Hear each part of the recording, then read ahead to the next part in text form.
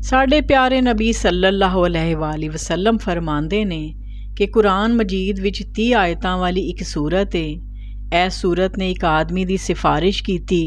ਇੱਥੇ ਤੱਕ ਕਿ ਅੱਲਾਹ ਤਾਲਾ ਨੇ ਉਸ ਆਦਮੀ ਦੀ ਬਖਸ਼ਿਸ਼ ਫਰਮਾ ਦਿੱਤੀ ਅਤੇ ਉਹ ਸੂਰਤ ਮੁਲਕ ਹੈ। ਇਸ ਸੂਰਤ ਦੇ ਦੂਸਰੇ ਰਕੂ ਵਿੱਚ ਅੱਲਾਹ ਤਾਲਾ ਫਰਮਾਉਂਦੇ ਨੇ ਕਿ ਉਹ ਰੱਬ ਦੀ ਜ਼ਾਤ ਹੀ ਹੈ ਜਿਨ੍ਹੇ ਇਸ ਜ਼ਮੀਨ ਨੂੰ ਤੁਹਾਡੇ ਹੁਕਮ ਦਾ ਫਰਮਾਬਰਦਾਰ ਬਣਾ ਦਿੱਤਾ ਕਿ ਤੁਸੀਂ ਇਸ ਜ਼ਮੀਨ ਤੋਂ ਜਿਸ ਤਰ੍ਹਾਂ ਦੇ ਚਾਹੁੰਦੇ ਹੋ ਫਾਇਦੇ ਹਾਸਿਲ ਕਰਦੇ ਹੋ, ਯਾਨੀ ਇਹਦੇ ਵਿੱਚ ਬੀਜ ਬੋ ਕੇ ਅਤੇ ਆਪਣੀ ਮਰਜ਼ੀ ਦੀਆਂ ਫਸਲਾਂ ਉਗਾਉਂਦੇ ਹੋ। ਇਹਦੇ ਵਿੱਚੋਂ ਕੋਇਲੇ, ਗੈਸਾਂ, ਤੇਲ ਅਤੇ ਹੋਰ ਆਪਣੀ ਜ਼ਰੂਰਤ ਦੇ ਫਾਇਦੇ ਦੀਆਂ ਚੀਜ਼ਾਂ ਹਾਸਿਲ ਕਰਦੇ ਹੋ ਅਤੇ ਇਹਦੇ ਉੱਤੇ ਚੱਲ ਫਿਰ ਕੇ ਤਿਜਾਰਤ ਅਤੇ ਕਾਰੋਬਾਰ ਕਰਕੇ ਫਾਇਦੇ ਹਾਸਿਲ ਕਰਦੇ ਹੋ। ਅੱਲਾਹ ਤਾਲਾ ਫਰਮਾਉਂਦੇ ਨੇ ਤੁਸੀਂ ਇਸ ਜ਼ਮੀਨ ਤੋਂ ਜਿੰਨੇ ਮਰਜ਼ੀ ਫਾਇਦੇ ਉਠਾਓ, ਪਰ ਇਹ ਦੁਨਿਆਵੀ ਫਾਇਦੇ ਹਾਸਿਲ ਕਰਕੇ ਇਹ ਨਾ ਭੁੱਲ ਜਾਣਾ ਕਿ ਇੱਕ ਦਿਨ ਮਰਨ ਤੋਂ ਬਾਅਦ ਤੁਸੀਂ ਸਾਰੇ ਜ਼ਿੰਦਾ ਕਰਕੇ ਉਠਾਏ ਜਾਓਗੇ ਅਤੇ ਅੱਲਾਹ ਦੇ ਹਜ਼ੂਰ ਹਾਜ਼ਰ ਹੋ ਕੇ ਤੁਹਾਨੂੰ ਆਪਣੇ ਅਮਲਾਂ ਦਾ ਹਿਸਾਬ ਦੇਣਾ ਹੈ ਕਿ ਤੁਸੀਂ ਇਹ ਫਾਇਦੇ ਹਾਸਿਲ ਕਰਨ ਵਾਸਤੇ ਦੂਸਰਿਆਂ ਦੇ ਹੱਕ ਤੇ ਨਹੀਂ ਮਾਰਦੇ ਰਹੇ ਅਤੇ ਇਹਨਾਂ ਦੁਨੀਆ ਦੇ ਫਾਇਦੇ ਹਾਸਿਲ ਕਰਨ ਦੀ ਦੌੜ ਨੇ ਤੁਹਾਨੂੰ ਇਸ ਗੱਲ ਤੋਂ ਨਿਡਰ ਤੇ ਨਹੀਂ ਬਣਾ ਦਿੱਤਾ ਕਿ ਇੱਕ ਦਿਨ ਤੁਹਾਡੇ 'ਤੇ ਉਸ ਰੱਬ ਦੀ ਪਕੜ ਆ ਜਾਵੇ ਅਤੇ ਉਹ ਤੁਹਾਨੂੰ ਜ਼ਮੀਨ ਦੀ ਦਲਦਲ ਵਿੱਚ ਧਸਾ ਦੇਵੇ ਜਾਂ ਜ਼ੋਰ ਦੇ ਜ਼ਲਜ਼ਲੇ ਨਾਲ ਜ਼ਮੀਨ ਫਟੇ ਅਤੇ ਤੁਸੀਂ ਇਹਦੇ ਵਿੱਚ ਗਰਕ ਹੋ ਜਾਓ, ਜਾਂ ਤੁਹਾਡੇ 'ਤੇ ਐਸੀ ਸਖਤ ਹਨੇਰੀ ਰੱਬ ਭੇਜ ਦੇਵੇ ਕਿ ਜਿਹਦੇ ਵਿੱਚ ਰੋੜੇ ਅਤੇ ਪੱਥਰ ਹੋਣ ਜਿਹੜੇ ਤੁਹਾਡਾ ਕੁਛ ਵੀ ਬਾਕੀ ਨਾ ਰਹਿਣ ਦੇਣ। ਅਤੇ ਉਦੋਂ ਤੁਹਾਨੂੰ ਪਤਾ ਲੱਗ ਜਾਵੇਗਾ ਕਿ ਇਹ ਸਿਰਫ ਡਰਾਵੇ ਨਹੀਂ ਸੀ। ਇਸ ਲਈ ਜਦੋਂ ਇਸ ਜ਼ਮੀਨ ਤੋਂ ਅੱਲਾਹ ਦੀਆਂ ਨੇਮਤਾਂ ਅਤੇ ਫਾਇਦੇ ਹਾਸਿਲ ਕਰੋ ਅਤੇ ਉਹਦਾ ਸ਼ੁਕਰ ਵੀ ਅਦਾ ਕਰਿਆ ਕਰੋ, ਨਹੀਂ ਤਾਂ ਜੇ ਤੁਸੀਂ ਨਾਸ਼ੁਕਰੀ ਕਰੋਗੇ ਅਤੇ ਆਕੜ ਵਿਖਾਓਗੇ ਅਤੇ ਹੋ ਸਕਦਾ ਹੈ ਤੁਹਾਡਾ ਅੰਜਾਮ ਵੀ ਉਹਨਾਂ ਕੌਮਾਂ ਵਰਗਾ ਹੀ ਹੋਵੇ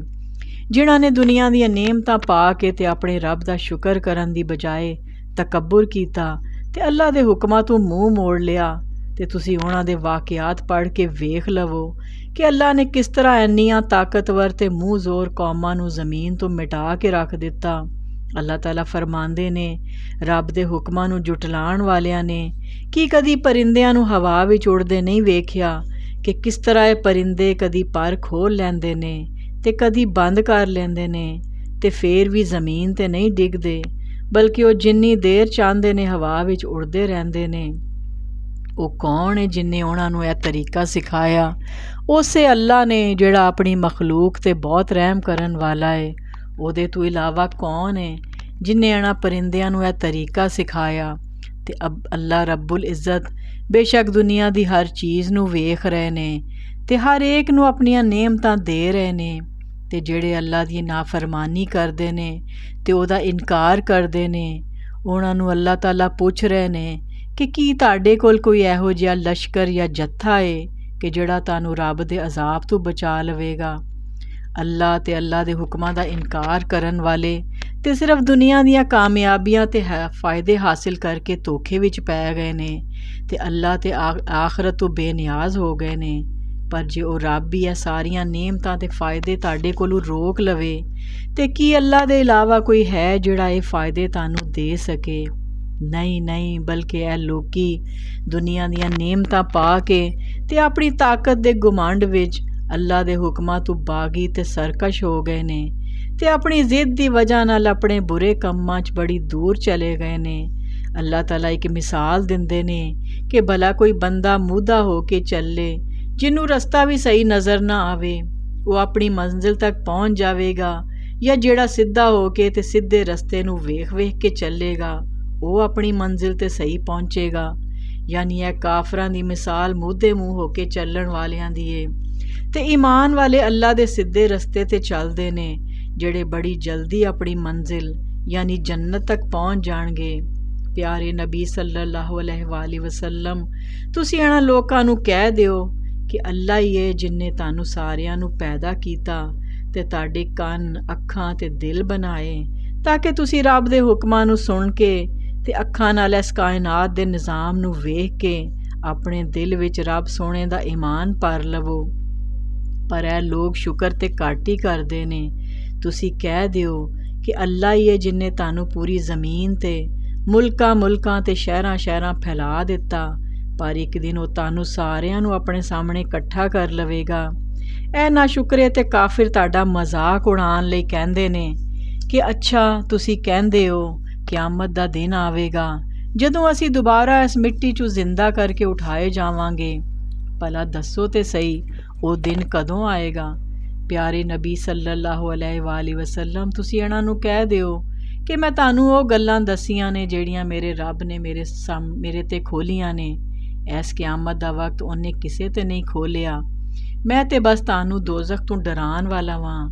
ਅੱਲਾਹ ਤਾਲਾ ਫਰਮਾਉਂਦੇ ਨੇ ਕਿਆਮਤ ਵਾਲੇ ਦਿਨ ਜਦੋਂ ਇਹ ਕਾਫਰ ਇਸ ਅਜ਼ਾਬ ਨੂੰ ਆਪਣੇ ਸਾਹਮਣੇ ਵੇਖ ਲੈਣਗੇ ਤੇ ਇਹਨਾਂ ਦੀਆਂ ਹਵਾਈਆਂ ਉੜ ਜਾਣਗੀਆਂ ਤੇ ਸ਼ਕਲਾਂ ਦੇ ਰੰਗ ਬਦਲ ਜਾਣਗੇ ਤੇ ਉਹਨਾਂ ਨੂੰ ਕਿਹਾ ਜਾਏਗਾ ਕਿ ਇਹੋ ਹੀ ਉਹ ਕਿਆਮਤ ਦਾ ਦਿਨ ਜਿਹਦੇ ਬਾਰੇ ਵਿੱਚ ਤੁਸੀਂ ਬਾਰ-ਬਾਰ ਪੁੱਛਦੇ ਸੀ ਕਿ ਉਹ ਕਦੋਂ ਆਏਗਾ। ਲਓ ਹੁਣ ਆਪਣੀਆਂ ਅੱਖਾਂ ਨਾਲ ਵੇਖ ਲਓ। ਪਿਆਰੇ ਨਬੀ ਸੱਲੱਲਾਹੁ ਅਲੈਹਿ ਵਸੱਲਮ, ਤੁਸੀਂ ਇਹਨਾਂ ਨੂੰ ਕਹਿ ਦਿਓ ਕਿ ਤੁਸੀਂ ਜਿਹੜਾ ਈਮਾਨ ਵਾਲਿਆਂ ਵਾਸਤੇ ਆਫਤਾਂ ਤੇ ਮੁਸੀਬਤਾਂ ਮੰਗਦੇ ਹੋ, ਕਿਆਮਤ ਵਾਲੇ ਦਿਨ ਅੱਲਾ ਸਾਡੇ ਨਾਲ ਤੇ ਜੋ ਵੀ ਮਾਮਲਾ ਕਰੇਗਾ, ਪਰ ਇਹ ਗੱਲ ਅੱਲਾਹ ਤਾਲਾ ਨੇ ਪੂਰੀ ਤਰ੍ਹਾਂ ਖੋਲ੍ਹ ਦਿੱਤੀ ਏ ਕਿ ਰੱਬ ਦਾ ਤੇ ਉਹਦੇ ਹੁਕਮਾਂ ਦਾ ਇਨਕਾਰ ਕਰਨ ਵਾਲਿਆਂ ਵਾਸਤੇ ਤੇ ਉਸ ਦਿਨ ਸਿਰਫ ਅਜ਼ਾਬ ਹੀ ਹੋਏਗਾ। ਤੇ ਅਸੀਂ ਈਮਾਨ ਵਾਲੇ ਤੇ ਅੱਲਾ ਕੋਲੋਂ ਉਮੀਦ ਰੱਖਦੇ ਹਾਂ ਕਿ ਉਹ ਸਾਡੀਆਂ ਗਲਤੀਆਂ ਮਾफ़ ਕਰ ਦੇਵੇਗਾ, ਪਰ ਤੁਸੀਂ ਉਸ ਦਿਨ ਕਿਹਦੇ ਕੋਲੋਂ ਉਮੀਦਾਂ ਲਾਵੋਗੇ? ਤੁਸੀਂ ਇਹਨਾਂ ਨੂੰ ਕਹਿ ਦਿਓ ਕਿ ਰਹਿਮਾਨ ਅੱਲਾ ਹੀ ਹੈ ਜਿਹਦੇ 'ਤੇ ਅਸੀਂ ਈਮਾਨ ਲਿਆਏ ਤੇ ਸਾਨੂੰ ਉਹਦੀ ਰਹਿਮਤ 'ਤੇ ਹੀ ਭਰੋਸਾ ਹੈ। ਕਿ ਤੁਹਾਨੂੰ ਕਾਫਰਾਂ ਨੂੰ ਬੜੀ ਜਲਦੀ ਪਤਾ ਲੱਗ ਜਾਵੇਗਾ ਕਿ ਰਾਹ ਤੋਂ ਭਟਕਿਆ ਕੌਣ ਹੈ। ਪਿਆਰੇ ਨਬੀ ਸੱਲੱਲਾਹੁ ਅਲੈਹਿ ਵਸੱਲਮ, ਤੁਸੀਂ ਜ਼ਰਾ ਇਹਨਾਂ ਕੋਲੋਂ ਪੁੱਛੋ ਕਿ ਜਿਹੜੀਆਂ ਦੁਨੀਆ ਦੀਆਂ ਨੇਮਤਾਂ ਨੇ ਤੁਹਾਨੂੰ ਤਕੱਬਰ ਵਿੱਚ ਮੁਬਤਲਾ ਕਰ ਦਿੱਤਾ ਏ, ਅਗਰ ਉਹ ਨੇਮਤਾਂ ਰੱਬ ਤੁਹਾਡੇ ਕੋਲੋਂ ਖੋਹ ਲਵੇ ਤੇ ਉਹ ਪਾਣੀ ਜਿਹਦੇ ਬਗੈਰ ਜ਼ਿੰਦਾ ਰਹਿਣਾ ਹੀ ਮੁਮਕਿਨ ਨਹੀਂ, ਅਗਰ ਉਹੋ ਹੀ ਪਾਣੀ ਰੱਬ ਜ਼ਮੀਨ ਥੱਲੇ ਗਾਇਬ ਕਰ ਦੇਵੇ ਤੇ ਕੌਣ ਹੈ ਜਿਹੜਾ ਪੀਣ ਵਾਸਤੇ ਪਾਣੀ ਤੁਹਾਨੂੰ ਲਿਆ ਕੇ ਦੇਵੇਗਾ? ਨਬੀ ਕਰੀਮ ਸੱਲੱਲਾਹੁ ਅਲੈਹਿ ਵਸੱਲਮ ਫਰਮਾਉਂਦੇ ਨੇ ਕਿ ਜਦੋਂ ਤੁਸੀਂ ਇਹ ਆਇਤ ਸੁਣੋ ਤੇ ਅੱਗੋਂ ਕਿਹਾ ਕਰੋ, ਅੱਲਾਹੁ ਯਾਤੀਨਾ ਬਿਹੀ ਵਹੁਵਾ ਰੱਬੁਨਾ व रब्बुल आलमीन।